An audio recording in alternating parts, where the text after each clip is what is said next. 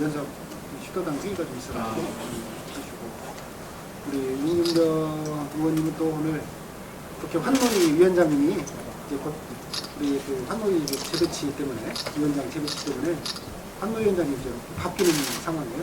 그래서 12시에 그 당 의원들 환송연처럼 그런 모임이 있어갖고, 또 어떤 분들은 또 아예 또 중앙당이라는 선거관이 또 있다 보니까 직접 참여하시기 어렵고, 백신 맞아가지고 움직이기가 좀 어려운 하시고. 지금 본격적으로 들어가기 전에 우리가 김인도 의원님 같은 경우는 이재명 캠프에 가서 계시고, 주로 이제 정청림 쪽에는 4분 정도 관여를 하십니다만, 한경도 신영대 의원님 아니고 뚜렷하게 입장 분명을 안 하고 계시는 상태인가요? 저희 한경도 의원님이나 신영대 의원님은 정청림 총리님에 대한 지지 의사를 갖고 계시는데, 다만 이제 그분들의 위치가 한경도 의원님은 원내 수석 부대표를 맡고 있고, 또 신영대 의원님은 그 경선유익단 거기 지금 참여하고 있어요. 그래서 선거에 직접적으로 좀 참여해서 하기가 좀 어려운 그런 상황이죠. 다들 오셨어요? 조금만 2, 3분 빠르긴 합니다만. 오늘 경선이 이제 9월 4일 대전 충남이 시작이 되고, 투표도 지금 내일부터 시작을 하지 않습니까? 그렇습니다. 생각보다는 지지율이 이렇게 잘 노력하시는 거에 비하면 많이 나오지 않아서 상당히 조금 일하시면서 힘든 생각이 들지 않으실까 싶은데, 경선 전망 한 말씀 해주시죠. 방금 이제 말씀하신 것처럼 이제 본격적으로 이제 민주당 대통령 후보 경선이 시작됐다고 봐야 될 것 같습니다. 순회 경선은 9월 4일, 5일, 하는 이제 9월 12일 날 이렇게 슈퍼위크가 되는데, 실질적으로 선거인단 투표, 권리당 투표가 31일부터 시작을 하기 때문에 사실 이제 내일부터 시작을 하거든요. 정말 중요한 시기여서 저희들도 이제 아침에 정세균 총리님의 필승을 위해서 우리 열심히 활동하시는 분들 같이 줌으로 소통도 좀 하고 결의를 가지고 왔습니다. 저희는 우리 이번에 사실은 여러 가지 아까 그런 얘기를 했는데, 민주당 경선은 여론조사로 하는 게 아니고 실제로 이제 권리당원과 선거인단 투표로 결정이 되는 상황인데, 우리 전북 도민들이 어떻게 하느냐에 따라서 저는 민주당 대통령 후보 경선이 달라질 수 있다고 봅니다. 정세균 총리께서 갖고 계시는 이런 경륜, 또 안정감, 또 실제로 얘기를 해보면 다들 대통령감이라고 얘기를 하셔요. 그만큼 중도 확장성이 크기 때문에 본선 승리 가능성이 가장 크고, 그래서 또 우리 전북도 출신이기도 해서 우리 전라북도의 진짜 우리 대통령 후보인 정세균 총리님을 우리 전북 도민들께서 전폭적으로 지지를 해주시면 우리 민주당의 대통령 후보가 될 수 있고, 또 대한민국의 대통령이 될 수 있다, 이렇게 생각을 합니다.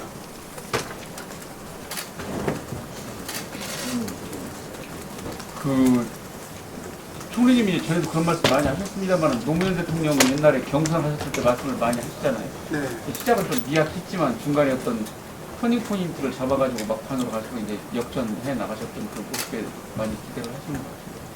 우리가 지금 흐름을 놓고 보면 대전 충남에서 4일날 시작을 하고, 25일날 광주 전남이나 26일날 전북이 이제 반환점을 좀 넘어선 상태로 지나갈 텐데, 호남권 나올 때까지는 어느 정도 의미 있는 성적이 나오지 않으면 사실 완주하기가 좀 어렵지 않을까, 이런 걱정이 좀 있습니다.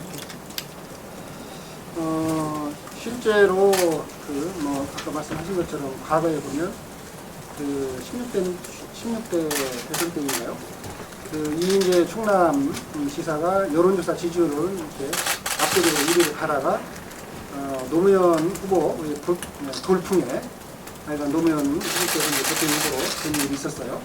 그래서 저는 이번 대선에도 충분히 또 그런 일이 가능하다고 보고, 저희가 봤을 때는 이번 충청권 경선이 좀 중요할 것 같습니다. 그래서 얘기를 해보면 실제로 대통령 후보로서 가장 적임자는 정세균 후보라는 데 대해서는 대부분 많이도 공감을 하는데 이 여론조사 지지율이 많다 보니까 자신감이 좀 없더라고요.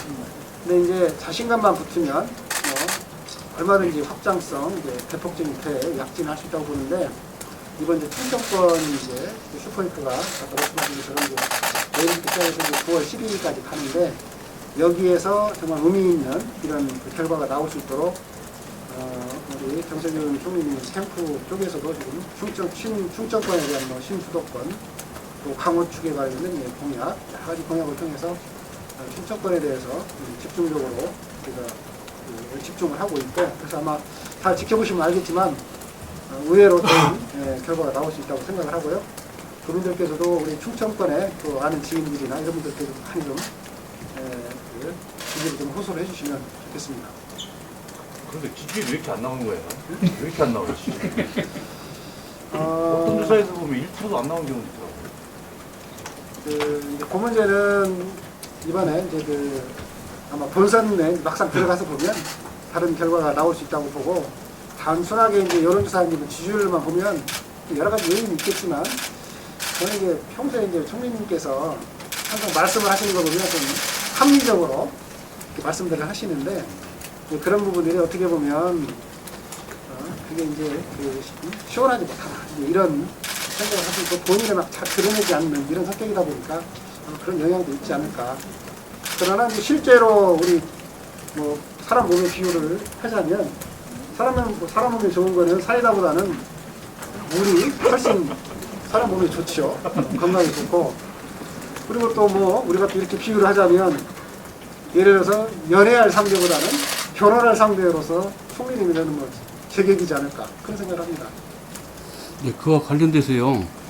그 당 쪽에서는 일부 그 지지율이 떨어진 이유를 몇 가지 얘기를 하더라고요. 방금 말씀하신 거 외에 국무총리 두 분이 나왔기 때문에 그만큼 상쇄될 수 있다. 여론요. 또 하나는 국회의장을 하면 대부분 17, 18, 19대 국회의장들 전반기, 후반기 의장들이 다 정계를 은퇴했어요. 그러다 보니까 이게 꼰대 아니야 이런 그 의식이 있다는 얘기를 들었습니다. 그래서 그런 부분에 전략적인 어떤 계획을 세울 필요가 있지 않냐 그런 느낌이 드는데요. 아까 말씀드린 세 가지요. 의원님이 말씀하신 거하고 국회의장을 했기 때문에 꼰대 의식이 있다는 거. 또 하나는 국무총리 두 분이 나와가지고 그것이 상쇄되고 있다는 그런 여론이 있습니다. 그래서 그 부분 전략이 필요하다는 느낌이 듭니다. 여러 가지 요인이 있을 수 있다고 생각하는데요. 총리께서도 또 청년층 또 젊은 층과의 또 소통이나 이런 부분도 상당히 또 강화해 가고 있고 실제 또 많은 분들이 지지하고 있어서 우선 한번 좀 내일부터 이제 본격적으로 시작하니까 지켜보시는 게 좋을 것 같습니다. 아까 말씀하신 신수도권 공약이나 강원 공약은 충청권에 좀 반향이 있습니까? 그거를 발표를 할 때 제가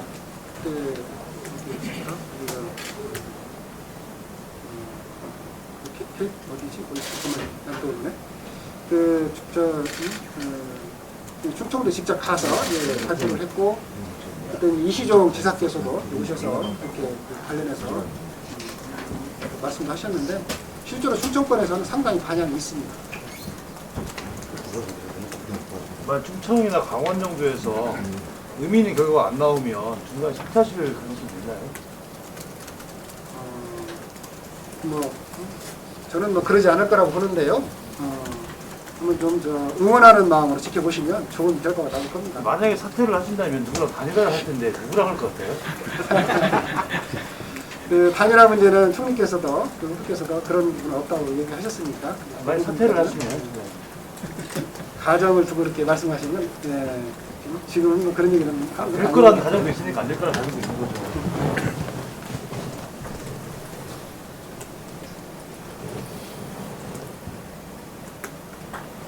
당연히 전라북도 사람들이니까 다 되기를 바라죠. 좋은데 워낙 안 되니까 이게 그렇지 안 된 이유가 뭔가를 캠프에 설명을 못하는 것도 저희들이 보는 관련자 입장에서 좀 안타깝고. 그런데 이제 그 말씀을 조금 이렇게 전망을 해보면 아까도 얘기했던 것처럼 실제로 이제 투표가 여론조사로 하는 건 아니고 권리당원하고 선거인단으로 하는데 우리 민주당의 빅3 우리 후보들의 권리당원이라든가 지지하는 선거인단 이런 숫자들이 규모들이 비슷하다고 그래요.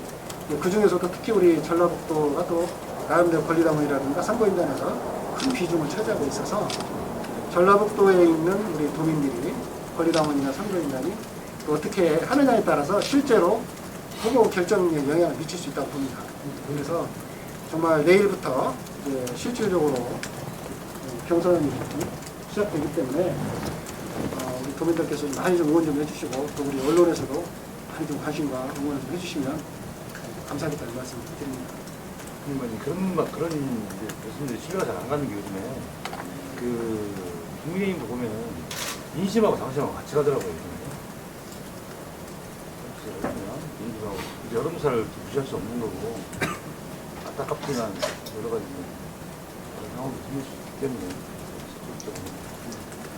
좀 기대를 가져주시고 예, 이제 본격적으로 이제까지는 예선이고 이제부터 본선이라고 딱 보시고 충청권에도 저희들이 집중하고 또 충청권에 이어서 바로 또 우리 호남권이고 또 우리 전북이 영향을 미칠 수 있는 우리 전북 지역이 전선이 시작되기 때문에 지금부터 26일까지 그 기간 동안 아주 중요할 것 같아요.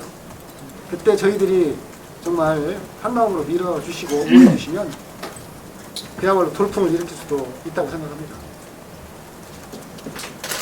어떠세요? 지금 대선 민주당 경선 후보하고 또 우리 도지사 출마하신 민주당 내 지역 후보하고의 러닝메이트 개념으로 바라보는 시각이 있어서 그 결과가 상당히 중요한 또 가늠자가 될 수도 있다 이렇게 판단하시는 분도 있는데 그 부분은 어떻게 보세요? 그 문제는 좀 여러 가지 좀 오늘 좀 조심스러운 부분이 좀 있어서 오늘은 주로 우리 정세균 총리님 지중소를 부탁을 드리려고 또 미래경제 캠프에 또 공동본부장 자격으로 와서 말씀을 드리는 부분이니까요. 뭐 다음에 또 기회가 되면 말씀드리겠습니다. 뭐 영향이 있을 걸로 보세요? 그 부분이? 아무래도 영향이 있겠죠.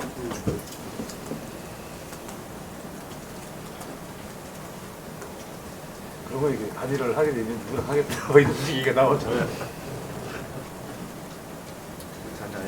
안 의원님 도지사 서류 좀 있는 게 어떻습니까? 아까도 말씀드렸지만 뭐하군요. 네. 직접적으로 물어보는 거야.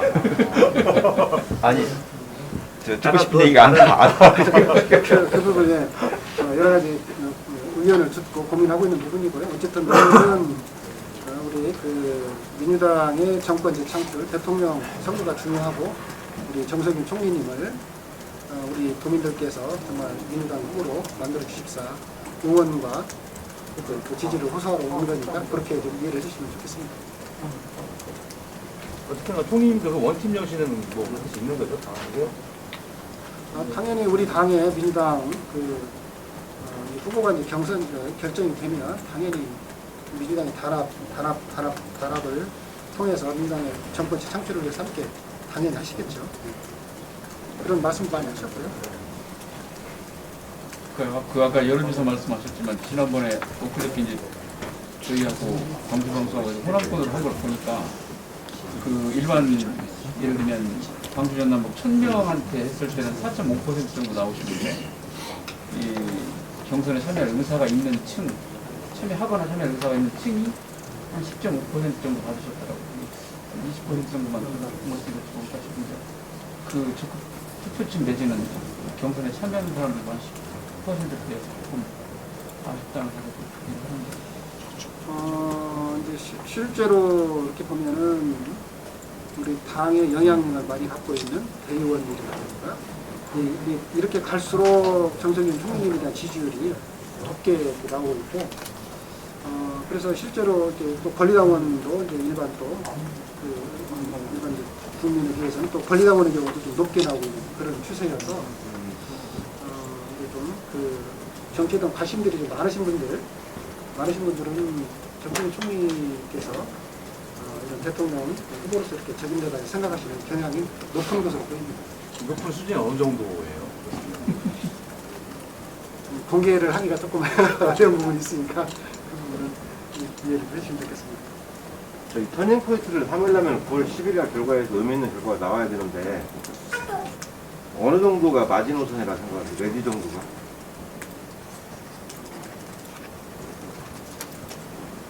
그 부분은 참 제가 말씀드리기가 좀 어렵네요. 예, 어쨌든 뭐 비슷하게 나오든지 뭐 사람들이 봤을 때 상당히 의미 있는 뭐 이런 부분들은 뭐 상시적으로 판단할 수 있지 않겠습니까? 그래도 캠프에서 지금 어느 정도 그 예측하고 있는 10일 날 결과 첫째 결과 발표에서 어느 정도 레디 정도는 해야 하면은 그 다음에 어떤 전략들을 가지고 있을 거라 생각을 하는데